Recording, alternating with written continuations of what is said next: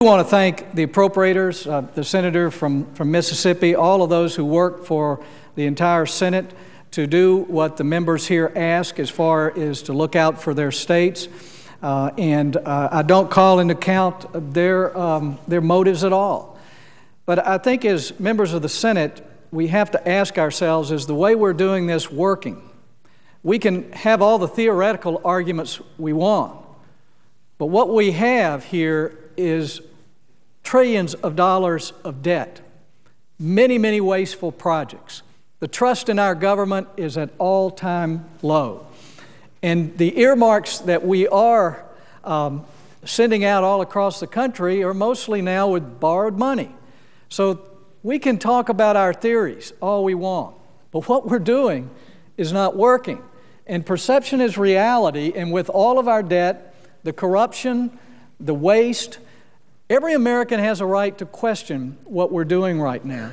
And clearly, if it's a constitutional responsibility for all of us to be here to get money for our states, somehow for the first 200 years of our country, that was missed. Because even a few years ago, Ronald Reagan vetoed a bill with less than a couple of hundred earmarks in it because of all the pork and waste.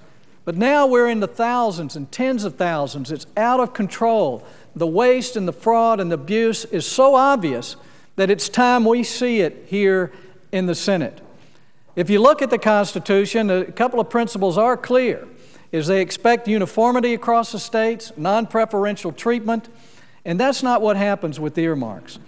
And folks, we've got to admit, while a lot of the proponents of earmarks will say it's a small part of our total budget, that's like looking at a long train that covers a whole mile and saying the engine is just a small part of that train. But the engine is what pulls the whole train, and earmarks are what pull through a lot of spending and a lot of borrowing.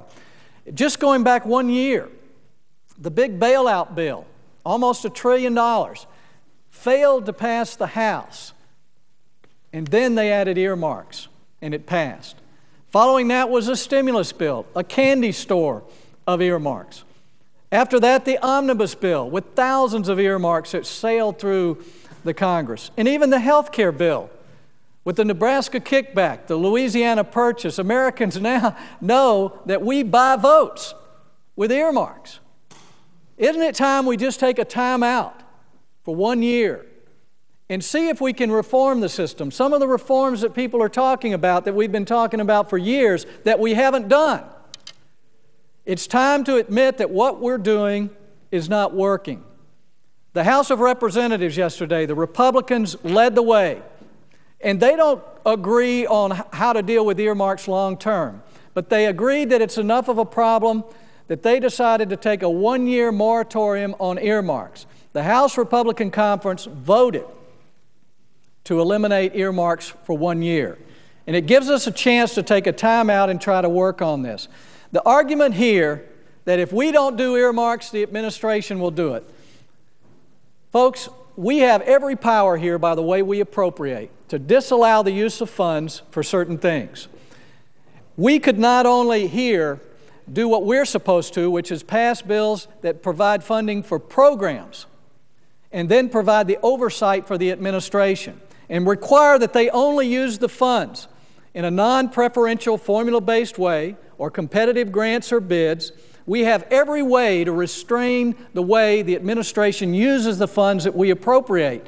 And then what would happen is we would resist big spending bills because we didn't have our parochial interest, our conflict of interest to get money for our states. And senators, we are not here to get money for our states. We're here as representatives of our states to the United States of America, and we put up our hands and say we're going to defend and protect a Constitution that is about the general welfare of America.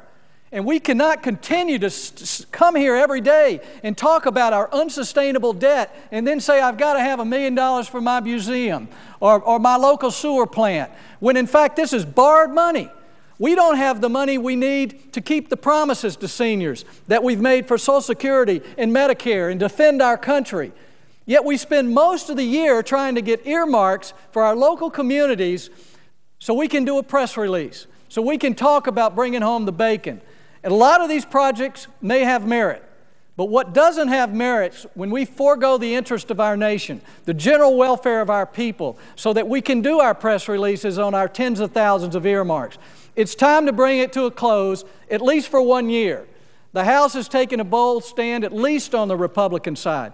Let's vote to take a timeout on earmarks, try to get our house in order, re-earn the trust of the American people, and stop putting this debt on the shoulders of our children.